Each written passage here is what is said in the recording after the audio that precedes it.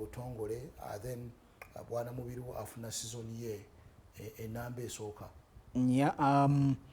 Ekisooka Mike Mutebi eyabeera ku KCC omulundi ogwasooka ne Mike Mutebi akyasembyeyo banjawulo. Abdallah Mubiru yasooka togezaako mugeraageranya ne Abdallah Mubiru aliwo olwaleero ku ttiimu ya KCCA.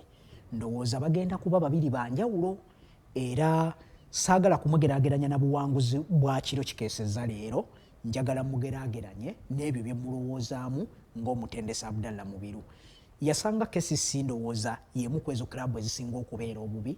Si kya bulijjo KCC okujaganyiza okumalira mu kifo ekyokutaano. By the way, yamalira mu kyokutaano URA emalira mu kyomunaana naye nga asinze URA points 9 zokka ze yamusinga. Naye kati tundowooza tulaba abatendesi. One, Budala Mubiru anoonya kikopo kyendowooza kisooka ekya liigi kyendowooza nti kano ke kaseera. Abazanyi leero bamusanzeewo si abasanzeewo era alina obbatetenkanyiza.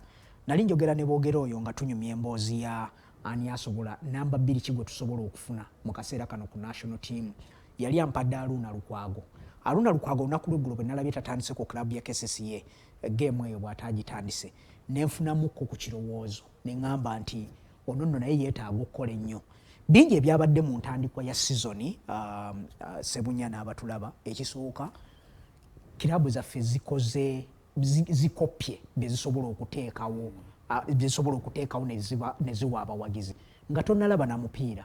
Bw'olaba Jesse Omujozi URA gwe yakozesezza tolaba URA enkadde, URA ekuteeka mu kifaananyi kya liigi empya gwe Mujozi gwe tuba tutandikirako. Si yeyo kane KCC yabadde ekoze ennongoosereza mu yes.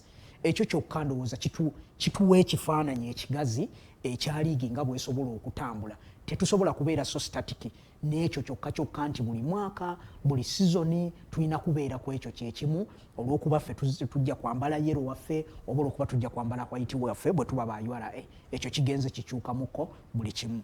Ndowooza nnyo one, URA egenda kuvuganya kikopo olwayisa abirye. KCC egenda kuvuganya kikopo. Budala Mubiru ndowooza talina kyagenda gamba bakama be. In terms of depth and quality, timu ya Kitala tugitunuulira ennyo erina enkizo.